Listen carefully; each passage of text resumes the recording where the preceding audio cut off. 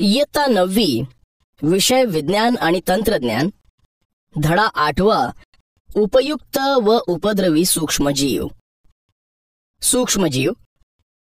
दैनंदिन जीवनात अनेक पदार्थांवर अभिक्रिया होतात व त्यापासून नवीन पदार्थ तयार होतात. उदाहरणार्थ, दुधापासून दही, ताक आणि पनीर तयार करता येतं. हे तुम्हाला माहीत आहे. बरं, मग मला सांगा, हे पदार्थ तयार होताना अशा प्रकारच्या अभिक्रिया कोण घडवून आणत असेल? सर, सूक्ष्मजीव. अगदी बरोबर. या सूक्ष्मजीवांमार्फत या अभिक्रिया घडून येतात. सूक्ष्मजीव हे जसे आपल्याला उपयोगी आहेत, तसेच काही सूक्ष्मजीव हे नुकसानकारक सुद्धा आहेत. आपल्या सभोवताली हवा, पाणी, जमीन, अन्नपदार्थ, सांडपाणी, कचरा यांचबरोबर वनस्पती, प्राणी व मानवी शरीरांमध्ये सूक्ष्मजीवांचे अस्तित्व असते. सूक्ष्मजीव हे अनेक दुग्धजन्य पदार्थांची निर्मिती करतात. तसेच लोणची, पशुखाद्य बनवण्यासाठीही मदत करतात. तर काही सूक्ष्मजीव हे अनेक प्रकारच्या रोगांना कारणीभूत असतात. या सूक्ष्मजीवांचे उपयुक्त सूक्ष्मजीव व उपद्रवी सूक्ष्मजीव असे वर्गीकरण केले जाते. या पाठामध्ये आपण या दोन्ही प्रकारच्या सूक्ष्मजीवांचा अभ्यास करणार आहोत. सर्वप्रथम तुम्ही मला सूक्ष्मजीव म्हणजे काय ते सांगा पाहू. डोळ्यांनी न दिसणारे पण अवतीभोवती सर्वत्र असणारे सजीव म्हणजे सूक्ष्मजीव होय. अगदी बरोबर. पृथ्वी तलावर असंख्य सजीव आहेत. त्यापैकी जे आपल्या डोळ्यांनी सहज दिसत नाहीत, जे पाहण्यासाठी सूक्ष्मदर्शकाचा वापर केला जातो, त्यांना सूक्ष्मजीव असं म्हणतात. या सूक्ष्मजीवांची वैशिष्ट्ये कोणती असतात? हे सूक्ष्मजीव केवळ सूक्ष्मदर्शकाखालीच दिसतात. बरोबर. सूक्ष्मजीवांची पेशी रचना आधी केंद्रकी असते. हे केवळ सूक्ष्मदर्शक यंत्रांखालीच दिसतात.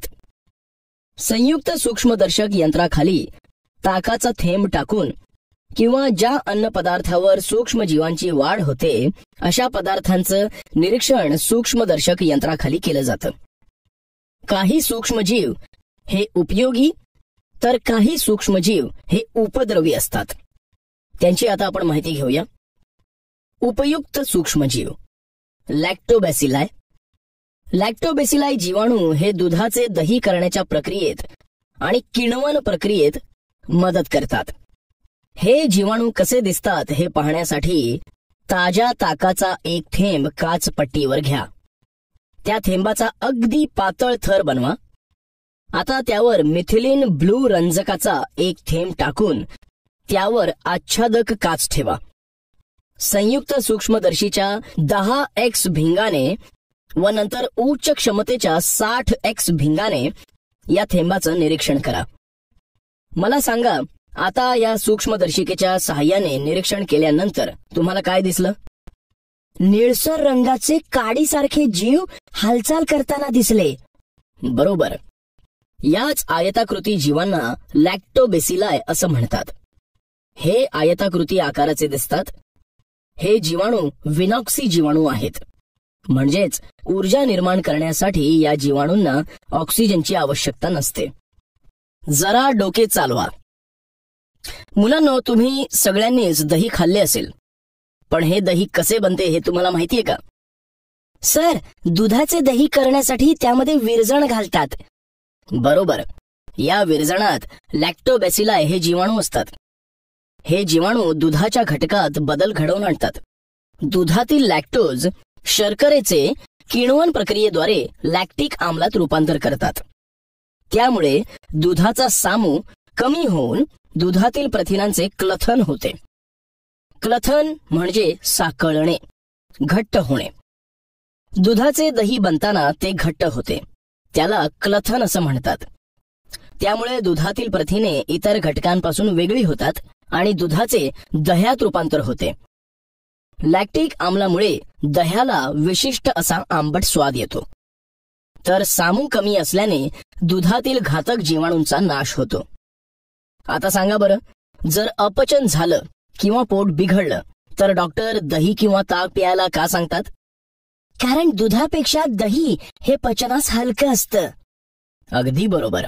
आणि दह्यामध्ये लॅक्टोबॅसिलाई जीवाणू जास्त प्रमाणात असतात. हे जीवाणू अन्न मार्गातील क्लॉस्ट्रीडियम सारख्या घातक जीवाणूंना नष्ट करतात व आपली रोगप्रतिकारक शक्ती वाढवतात. दह्यामध्ये आम्लधर्मी सामू असतो व हा दुधामधील सूक्ष्म जीवांचा नाश करतो. त्यामुळे डॉक्टर पोटात बिघाड झाल्यास दही किंवा ताक घेण्याचा सल्ला देतात. तुम्ही कधी दही कडवट व बुळबुळीत होऊन त्याला तार आलेली पाहिलीये का? असं का होत असेल? सर, अशा दह्यात सूक्ष्म जीवांची जास्त वाढ झालेली असेल.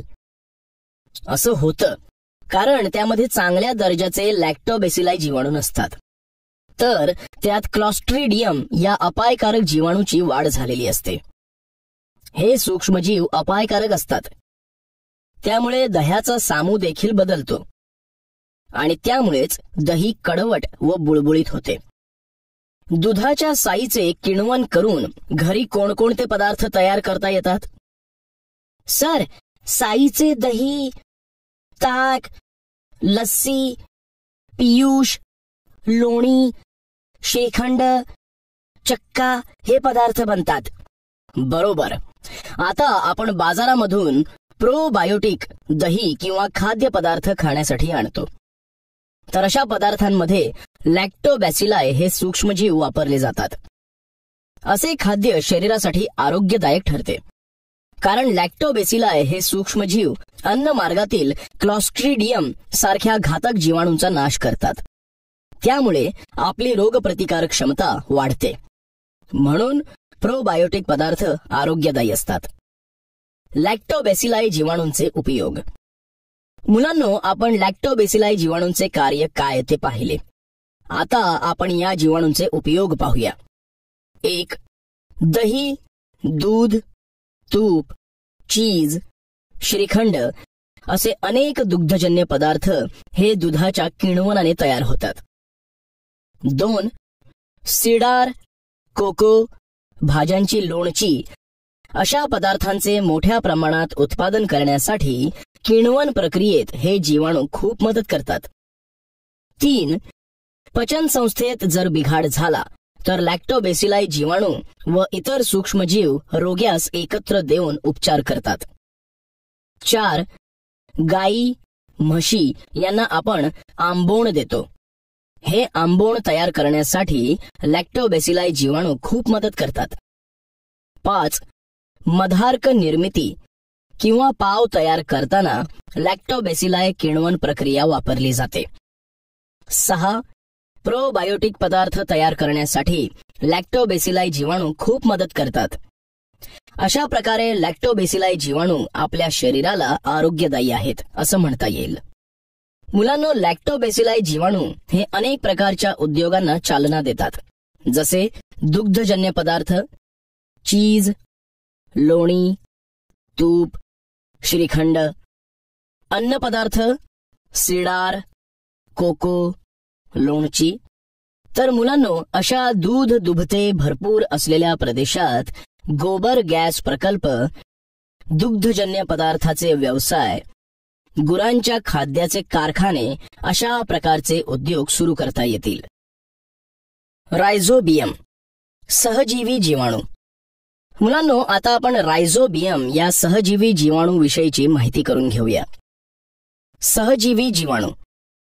नायट्रोजनच्या स्थिरीकरणासाठी रायझोबियम जीवाणू खूप महत्वाची मदत करतात. रायझोबियम जीवाणू हे वनस्पतींच्या मुळावरील गाठींमध्ये आढळून येतात. हे जीवाणू कसे असतात हे पाहण्यासाठी मेथी, शेंगदाणा, सोयाबीन किंवा अन्य कोणत्याही कडधान्याचे रोपटे घ्या. हे रोपटे 3 ते 5% हायड्रोजन पेरॉक्साईडच्या द्रावणाने निर्जंतुक करा. त्यानंतर हे रोपटे 70% इथाईल अल्कोहोलच्या द्रावणात 4 ते 5 मिनिटे ठेवा. त्यानंतर गाठी पाण्याने स्वच्छ करून घ्या आणि त्या गाठीचे पातळ काप करा. आता एक व्यवस्थित काप सॅफ्रॅनिनच्या द्रावणात 2 ते 3 मिनिटे ठेवा. हा काप काचपट्टीवर ठेवून त्यावर आच्छादक काच ठेवा आणि त्याचे संयुक्त सूक्ष्मदर्शीने निरीक्षण करा. सांगा बरं, काय दिसतंय? सर, गुलाबी दांड्याप्रमाणे जीवाणू दिसतायत. बरोबर. हे गुलाबी दांड्याप्रमाणे दिसणारे जीव म्हणजेच रायझोबियम जीवाणू आहेत. मुलांनो, रायझोबियमचे जीवाणू पाहण्यासाठी आपण कडधान्यावरील मुळांच्या गाठीचा वापर केला. अशा वनस्पतींना रायझोबियम जीवाणूंचा खूप उपयोग होतो. रायझोबियम जीवाणूंनी तयार करून दिलेल्या नायट्रोजनयुक्त संयुगामुळेच डाळी, कडधान्य यातील प्रथिनांचे प्रमाण उत्कृष्ट होते. रायझोबियमची भूमिका व महत्त्व. मुलांनो, आता आपण रायझोबियमची भूमिका आणि महत्त्व समजून घेऊया. रायझोबियम हा जीवाणू वाटाणा, घेवडा, सोयाबीन अशा शिंबावर्गीय वनस्पतींसोबत सहजीवनात राहतो. या रोपट्याच्या मुळांवरील गाठीत राहणारे रायझोबिया त्या रोपट्याला नायट्रेट्स, नायट्राइट्स व अमिनो आम्ले पुरवतात आणि त्या बदल्यात त्या रोपट्याकडून कर्बोदकाच्या स्वरूपात ऊर्जा मिळवतात. अशा प्रकारच्या परस्परांच्या फायद्याच्या ठरणाऱ्या नात्याला आपण सहजीवन असं म्हणतो. रायझोबिया हवेतील नायट्रोजनपासून नायट्रोजनची संयुगे बनवतात, पण या नायट्रोजनच्या स्थिरीकरणासाठी त्यांना वाटाणा, सोयाबीन, घेवडा किंवा इतर काही कडधान्यांच्या रोपांची गरज असते. रायझोबियांनी तयार करून दिलेल्या नायट्रोजनयुक्त संयुगांमुळेच डाळी, कडधान्ये हे प्रथिनांचा उत्कृष्ट स्रोत ठरतात. तसेच ही संयुगे मातीत मिसळली गेल्यामुळे माती सुपीक बनते. त्यामुळे रासायनिक खतांचे दुष्परिणाम टाळता येतात. अलीकडील काळात रोपट्याला लागवडीपूर्वी रायझोबियम लसी दिल्या जातात किंवा बियाण्यांना रायझोबियायुक्त द्रव किंवा पावडर लावण्यात येते. त्यामुळे हे जीवाणू रोपट्यात प्रवेश करतात. या पद्धतीलाच लसीकरण असं म्हणतात. लसीकरण हे कडधान्याबरोबरच तृणधान्य व इतर पिकांनाही नायट्रोजनचा पुरवठा करण्यासाठी फायदेशीर ठरतं. कडधान्याचे पीक संपल्यानंतर त्याची मुळे व रोपट्याचे भाग हे मातीत दाबून ठेवले जातात. त्यामुळे जीवाणूचे प्रमाण कायम राहते. रासायनिक खतांचा दुष्परिणाम टाळता येतो. खतांसाठी खर्च कमी येतो. त्यामुळे शेतकऱ्यांचा फायदा होतो. किण्व म्हणजेच यीस्ट. मुलांनो, आता आपण किण्वन या प्रक्रियेविषयी माहिती घेऊया. किण्व पेशी या कवकवर्गीय आहेत. किण्व पेशी किण्वनाची क्रिया करतात. सूक्ष्म जैविक किण्वन क्रियेतून उत्तम चव किंवा गंध असलेले कार्बनी पदार्थ तयार होतात.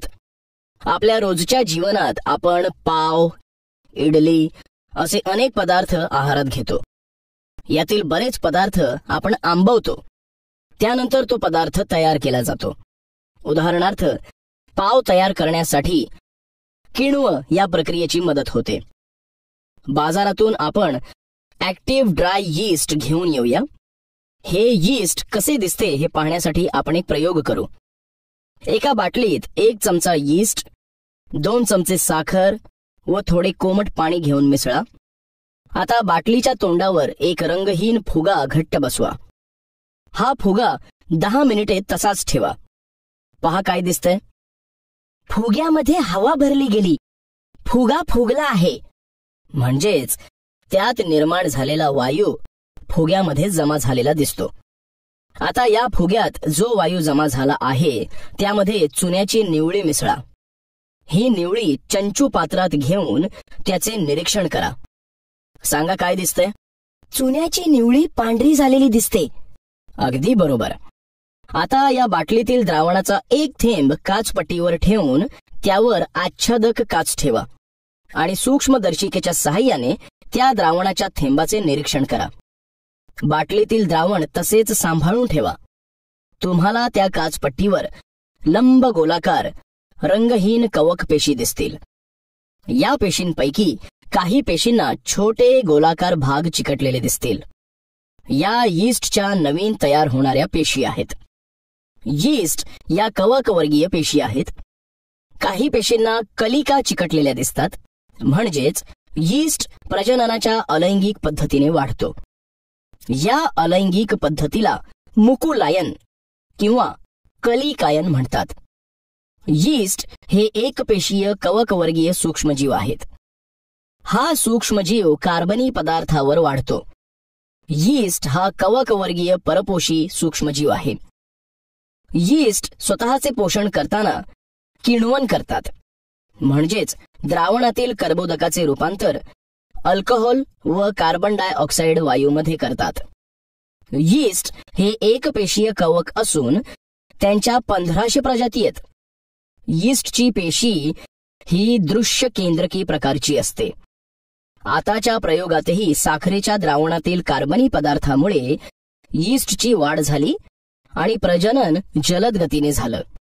स्वतःचं पोषण करताना यीस्टच्या पेशींनी द्रावणातील कर्बोदकाचं रूपांतर अल्कोहोल व कार्बन डायऑक्साईड वायूमध्ये केलं. या प्रक्रियेलाच किण्वन असं म्हणतात. बरेच पदार्थ या प्रक्रियेने तयार करता येतात. तुम्ही जो पाव खाता तो पावही याच प्रक्रियेने तयार होतो. पाव कसा बनतो? मुलांनो, आता आपण पाव कसा बनवतात ते पाहू. पाव तयार करण्यासाठी आपल्याला मैदा, तूप किंवा तेल, मीठ, साखर, दूध, यीस्ट या सर्व साहित्याची आवश्यकता असते. तर प्रथम दूध गरम करावे. गरम दुधामध्ये यीस्टचे दाणे टाकावेत. थोडी साखर टाकावी. हे मिश्रण 10 मिनिटे असेच ठेवून द्यावे. त्यानंतर मैदा व मीठ एकत्र चाळून घ्यावे. नंतर मैद्यामध्ये यीस्ट टाकलेले दूध मिसळून कणिक मळून घ्यावी. गरज पडली तर कोमट पाणी मिसळावे. ही कणिक 5 ते 7 मिनिटे आलटून पालटून मळून घ्यावी. कणिक एकदम मऊ होईपर्यंत मळावी. त्यानंतर कणकेला तेल लावून एका भांड्यामध्ये ठेवावं. भांडे कापडाने झाकून ठेवावे. 2-3 तासांनंतर पावाची ही कणिक फुलते, म्हणजेच फुगते व जवळपास दुप्पट आकाराची होते. पुन्हा ती मळून घ्यावी. त्यानंतर पावाचे साचे घेऊन ही कणिक त्या साच्यामध्ये टाकावी आणि ओव्हनमध्ये योग्य तापमानावर पावाची ही कणिक भाजून घ्यावी. अशा प्रकारे किण्वन प्रक्रियेने आपण पाव तयार करू शकतो. मुलांनो, तुम्हाला हे माहीत असायला हवं की किण्वनचा उपयोग हा साखर उद्योगामध्येही होतो.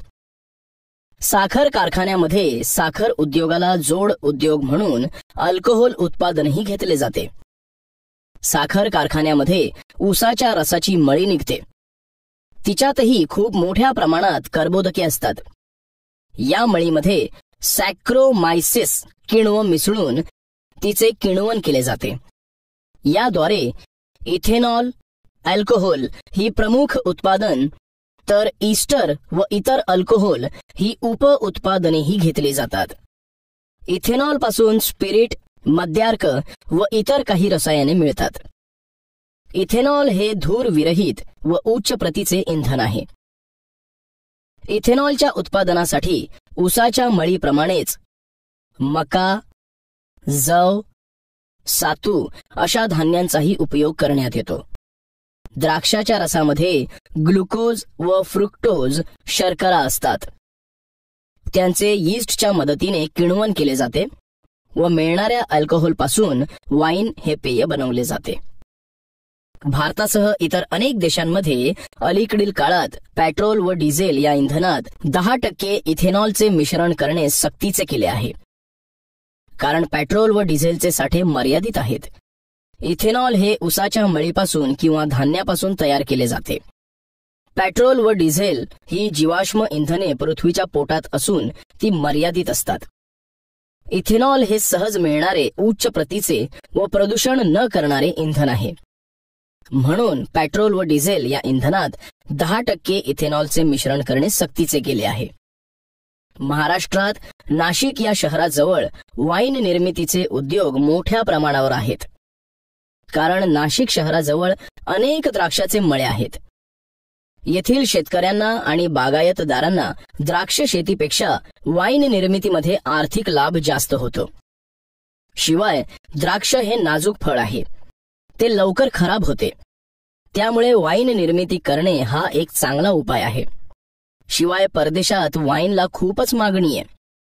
मुलांना तुम्ही पाहिलं असेल की गव्हाची चपाती फक्त फुगते, मात्र पाव जाळीदार, मऊ आणि पचायला हलका असतो, कारण पावाच्या पिठात यीस्ट असते. हे यीस्ट किण्वन प्रक्रियेने पावाच्या पिठात कार्बन डायऑक्साईड निर्माण करते. त्यामुळे पावाच्या पिठाला जाळी पडते आणि तो मऊ होतो. यीस्टमुळे त्या पिठात काही उपयोगी घटक निर्माण होतात, त्यामुळे तो पचण्यास हलका होतो. मात्र गव्हाच्या पिठात यीस्ट नसते, म्हणून चपाती भाजताना केवळ उष्णतेमुळे आतील हवा प्रसरण पावते आणि चपाती फुगते. जैव उपचार म्हणजेच बायो रेमेडिएशन. मुलांनो, आता आपण जैव उपचार म्हणजे काय ते समजून घेऊया. पाम तेल निर्मितीत तयार होणारे विषारी पदार्थ तसेच इतर काही औद्योगिक प्रक्रियेमध्ये मुक्त होणारे जड धातू क्षार शोषून घेण्यासाठी यारोविया लायपोलिटिका हे किण्व वापरले जाते. तर सॅक्रोमायसिस सॅरेविसी हे किण्व आर्सेनिक या प्रदूषकाचे शोषण करून घेते. अल्कॅनिवोरॅक्स जीवाणूंचा वापर समुद्रामध्ये तेल गळती स्वच्छ करण्यासाठी होतो. प्रतिजैविके म्हणजेच अँटीबायोटिक्स. मुलांनो, आपण आजारी पडतो तेव्हा बरे होण्यासाठी डॉक्टर आपल्याला औषधी गोळ्या देतात. या गोळ्यांमध्ये प्रतिजैविके वापरली जातात. शिवाय पिकांवरील रोग किंवा किडी नाहीशा करण्यासाठीही प्रतिजैविकांचा वापर केला जातो.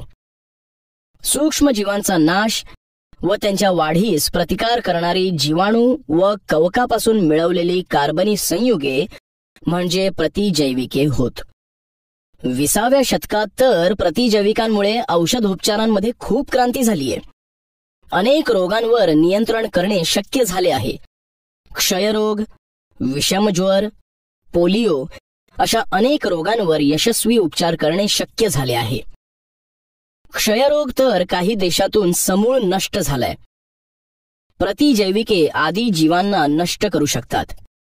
प्रतिजैविके 2 प्रकारची असतात: विस्तृत क्षेत्र प्रतिजैविके आणि मर्यादित क्षेत्र प्रतिजैविके. त्यांची आपण थोडक्यात माहिती घेऊया. विस्तृत क्षेत्र प्रतिजैविके. जी प्रतिजैविके अनेक प्रकारच्या जीवाणूंविरुद्ध उपयोगी ठरतात अशा प्रतिजैविकांना विस्तृत क्षेत्र प्रतिजैविके असं म्हणतात.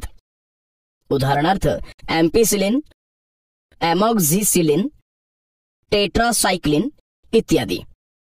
जेव्हा रोगाची लक्षणे दिसत असूनही रोगजंतूंचे अस्तित्व सापडत नाही, तेव्हा विस्तृत क्षेत्र प्रतिजैविकांचा वापर करतात. मर्यादित क्षेत्र प्रतिजैविके. जेव्हा रोगकारक सूक्ष्मजीव कोणता आहे हे निश्चित समजते, तेव्हा मर्यादित क्षेत्र प्रतिजैविके वापरली जातात. ते शरीरातील रोगजंतूंचा नाश करतात. उदाहरणार्थ पॅनिसिलिन, जेंटामायसिन, एरिथ्रोमायसिन इत्यादी. या प्रतिजैविकांच्या संशोधनाचे कार्य करण्यासाठी पुणे येथे 1952 साली स्थापन झालेली नॅशनल इन्स्टिट्यूट ऑफ व्हायरोलॉजी ही संस्था जागतिक आरोग्य संघटनेच्या सहकार्याने ताप, गोवर, कावीळ तसेच फुफ्फुसांचे विकार यावर संशोधनाचे कार्य करत आहे. प्रतिजैविके घेताना घ्या वयाची काळजी. मुलांनो, ज्याप्रमाणे प्रतिजैविके आजार बरा करतात, तसेच ती आपल्याला हानीही पोहोचवू शकतात. त्यासाठी आपण काही काळजी घ्यायला पाहिजे. त्यासाठी पुढील गोष्टी पक्क्या लक्षात ठेवाव्यात. 1. प्रतिजैविके नेहमी डॉक्टरांच्या सल्ल्याने घ्या. 2. औषधाच्या दुकानातून प्रतिजैविके घेताना डॉक्टरांच्या चिठ्ठीशिवाय घेऊ नका. 3. घसादुखी, सर्दी, खोकला, इन्फ्लुएन्झा झाल्यास प्रतिजैविके स्वतःहून न घेता डॉक्टरांच्या सल्ल्यानेच घ्या. 4. एखाद्या आजारासाठी डॉक्टरांनी प्रतिजैविके दिली तर डोस पूर्ण होण्याआधी बरे वाटत असेल तरी नेमून दिलेला डोस पूर्ण करा. 5. जर तुम्हाला एखादे प्रतिजैविक उपयोगी पडले असेल तर तुम्ही ते दुसऱ्याला घेण्याचे सुचवू नका. अशा प्रकारे ही प्रतिजैविके आपण काळजीपूर्वक घेतली पाहिजेत आणि हाताळली पाहिजेत. पेनिसिलिन. पेनिसिलिन हे प्रतिजैविक पेनिसिलियम कवकापासून मिळते. स्टेफायलोकोकाय, क्लॉस्ट्रिडिया, स्ट्रेप्टोकोकाय प्रजातींच्या जीवाणूंचा नाश करण्यासाठी पेनिसिलिन हे प्रतिजैविक वापरतात. कान, नाक, घसा, त्वचा यांना जीवाणूंमुळे होणारे संसर्ग पेनिसिलिनमुळे रोखले जातात. तसेच न्यूमोनिया, स्कारलेट फीवर म्हणजेच लोहितांग ज्वर अशा अनेक आजारांवर उपचार करण्यासाठी पेनिसिलिन या प्रतिजैविकांचा औषधे म्हणून उपयोग केला जातो. आता आपण पेनिसिलिन या प्रतिजैविकांचा शोध कसा लागला त्याची हकीकत ऐकूया. Doctor Alexander Fleming. Doctor Alexander Fleming हे सेंट मेरीज हॉस्पिटलमधील सूक्ष्मजीवशास्त्राचे प्राध्यापक होते.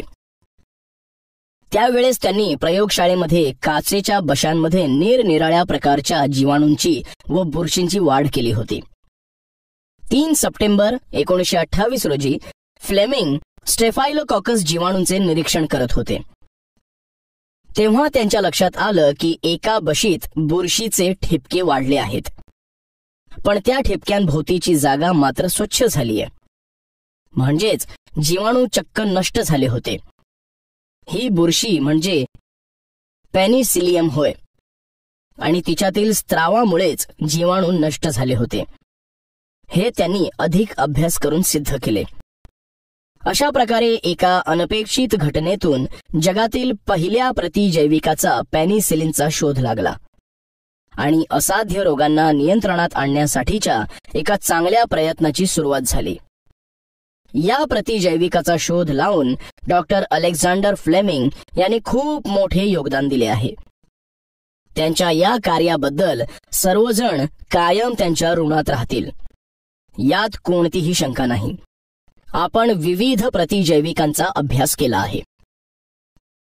उपद्रवी सूक्ष्मजीव म्हणजेच हार्मफुल मायक्रो ऑर्गॅनिझम्स. काही सूक्ष्मजीव हे आपणास उपयोगी असतात. काही कवके उपयुक्त तर काही उपद्रवकारक असतात. त्यामुळे पदार्थांची नासाडी होते, त्वचेचे रोग होतात. तसेच काही सूक्ष्मजीव हे अपायकारक सुद्धा असतात. अशा अपायकारक सूक्ष्मजीवांनाच आपण उपद्रवी सूक्ष्मजीव म्हणतो. तर सर्वप्रथम आपण कवक या सूक्ष्मजीवाची ओळख करून घेऊयात. कवके म्हणजेच फंगी. तुम्ही सर्वांनी कवक पाहिले असेलच. हवेमध्ये कवकाचे सूक्ष्म बीजाणू असतात.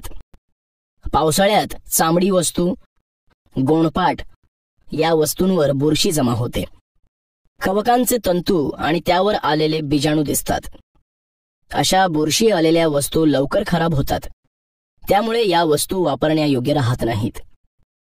मात्र या वस्तू हिवाळ्यात किंवा उन्हाळ्यात खराब होत नाहीत, कारण उन्हाळ्यात किंवा हिवाळ्यात हवेतील आर्द्रता खूप कमी असते. त्यामुळे कवक वाढत नाहीत. ओलावा मिळाल्यास हवेतील कवकाचे बीजाणू अनुकूल ठिकाणी कार्बनी पदार्थांवर रुजतात. उदाहरणार्थ गोणपाट, सुती कापड, चामडी वस्तू, लाकूड इत्यादींवर हे बीजाणू रुजतात.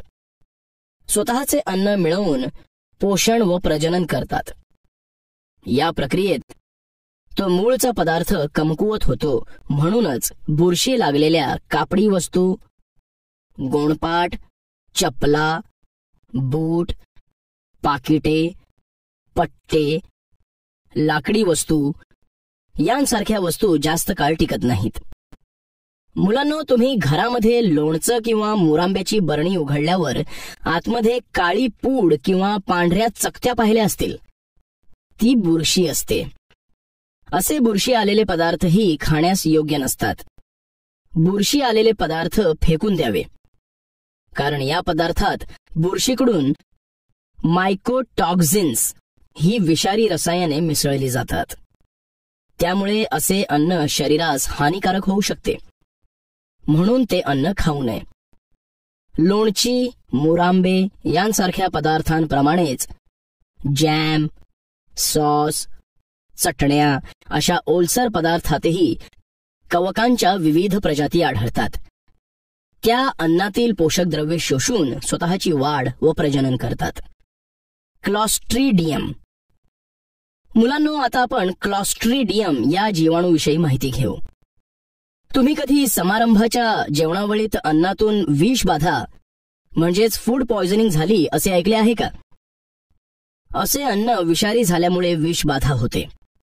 तुम्हाला असा प्रश्न पडत असेल की हे अन्न अचानक विषारी बनते कसे? तर हे शिजवलेले अन्न खराब करणारे जीवाणू असतात, तेच क्लॉस्ट्रीडियम. हे जीवाणू दंडाकृती आकाराचे असून ते प्रतिकूल परिस्थितीत बाटलीच्या आकाराचे बीजाणू म्हणजेच एंडोस्पोर्स तयार करतात.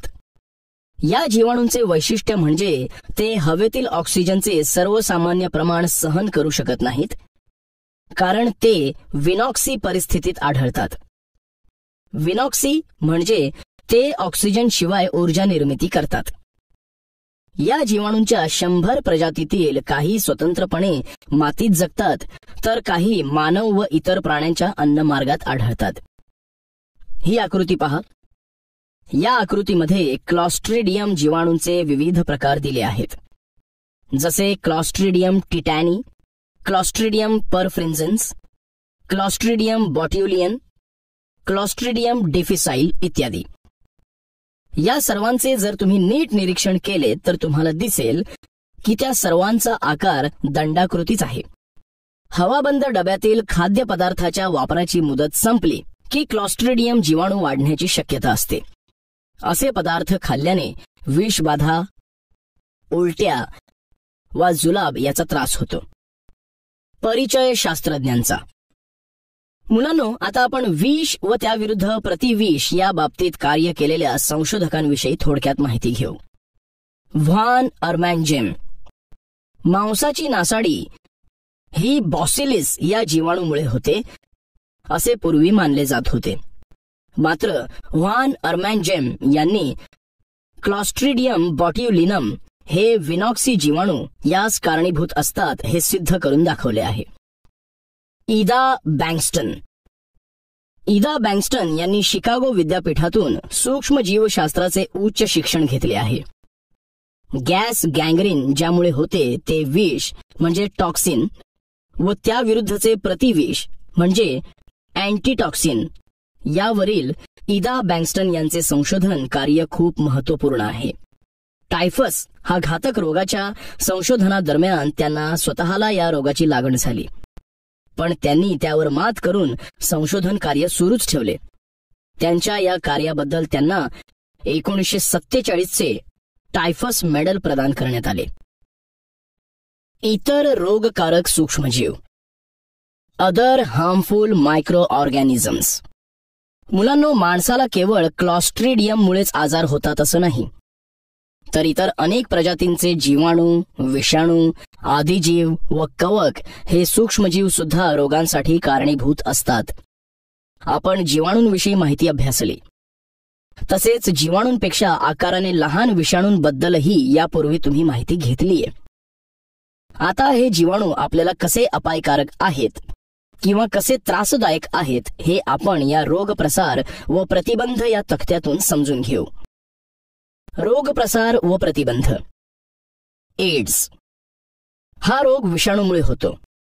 हा रोग ह्युमन इम्युनोडेफिशियन्सी व्हायरस या विषाणूमुळे होतो. या रोगाचा प्रसार एड्स झालेल्या व्यक्तीच्या शरीरातील रक्त, वीर्य, आईचं दूध यामधून होतो. हा रोग होऊ नये यासाठी एकदा वापरलेले इंजेक्शन किंवा सुया पुन्हा पुन्हा वापरू नयेत. तसेच सुरक्षित लैंगिक संबंध ठेवावे. कावीळ हा रोग विषाणूंमुळे होतो. या रोगाचा प्रसार दूषित पाणी व अन्नातून होतो. कावीळ हा रोग होऊ नये म्हणून आपण अन्न झाकून ठेवावे. पाणी उकळून किंवा गाळून प्यावे. इन्फ्लुएन्झा हा रोग विषाणूंमुळे होतो. याचा प्रसार असा रोग झालेल्या रोग्याशी संपर्क आल्याने होतो. हा संसर्गजन्य रोग असल्याने हा रोग झालेल्या व्यक्तीच्या संपर्कात येणे टाळावे.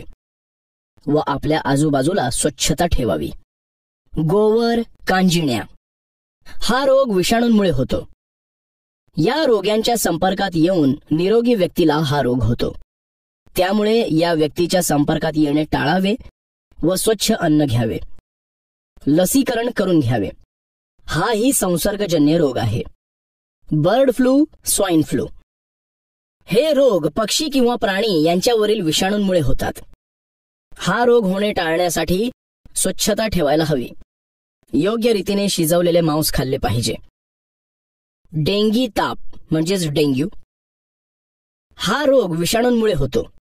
याचा प्रसार डासांच्या दंशामुळे होतो.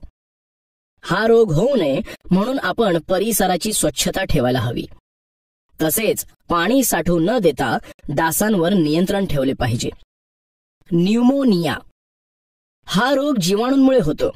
रोग्याकडून हवेत येणाऱ्या सूक्ष्म थेंबामुळे इतर लोकांना हा रोग होऊ शकतो. हा रोग होऊ नये म्हणून या रोग्यांपासून दूर राहिले पाहिजे व लसीकरण करून घ्यायला पाहिजे. कुष्ठरोग हा रोग जीवाणूंमुळे होतो. हा रोग रोग्याच्या दीर्घकाळ संपर्कात राहिले असता होतो. असा रोग होऊ नये म्हणून रोग्यांशी संपर्क आल्यास योग्य ती काळजी घ्यावी. रोग्याचे कपडे वापरू नयेत, त्यांच्या वस्तू वापरू नयेत. कॉलरा हा रोग जीवाणूंमुळे होतो. दूषित अन्न, पाणी या माध्यमातून या रोगाचा प्रसार होतो. हा रोग होऊ नये म्हणून स्वच्छ पाणी प्यावे व दूषित अन्न खाऊ नये. हिवताप म्हणजेच मलेरिया हा रोग आदी जीवांमुळे होतो. एनाफ्लिस डासाच्या मादीच्या दंशाने याचा प्रसार होतो. अस्वच्छ परिसरामुळे हा रोग जास्त पसरतो. हा रोग होऊ नये म्हणून आपल्या आजूबाजूचा परिसर स्वच्छ ठेवावा. पाणी साठू न देता डासांवर नियंत्रण ठेवले पाहिजे. केसातील कोंडा, नायटा, गजकर्ण, त्वचेवरील चट्टे. केसामध्ये कोंडा किंवा त्वचेवरील नायटा, गजकर्ण, चट्टे हे कवकांमुळे होतात. हा रोग झालेल्या व्यक्तीशी संपर्कात राहिल्याने या रोगाचा प्रसार होतो.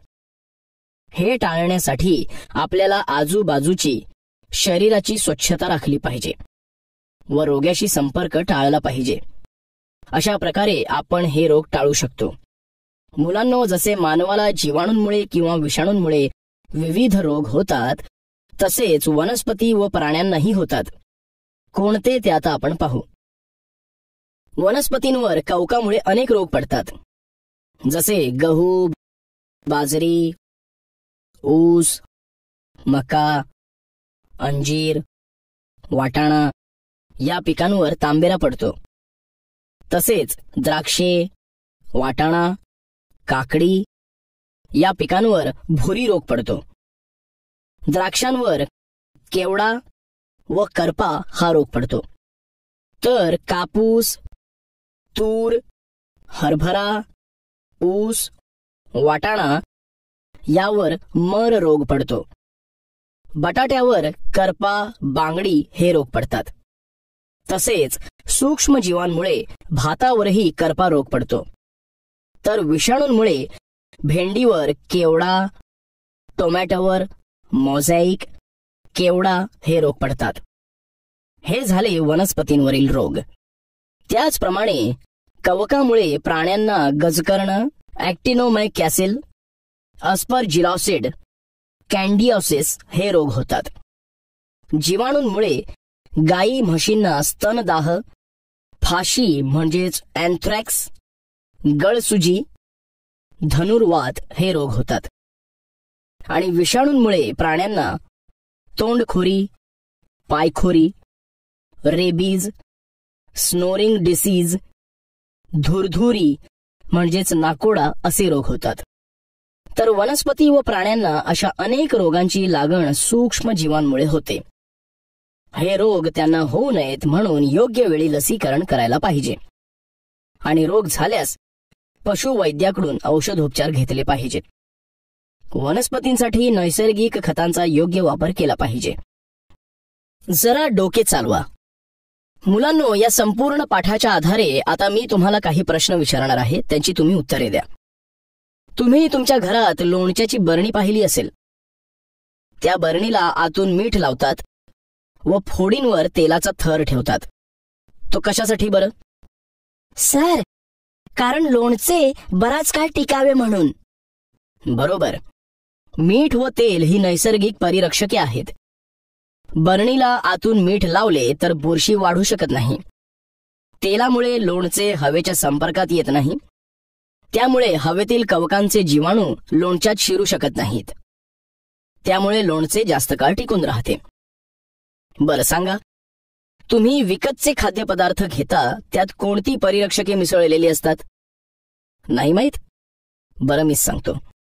अशा पदार्थात सोडियम नायट्रेट, सल्फाइट, मोनोसोडियम गुल्हामेट म्हणजेच अजिनोमोटो, सोडियम बेन्झोएट, BHT व BHA अशी विविध रासायनिक परिरक्षके मिसळवतात.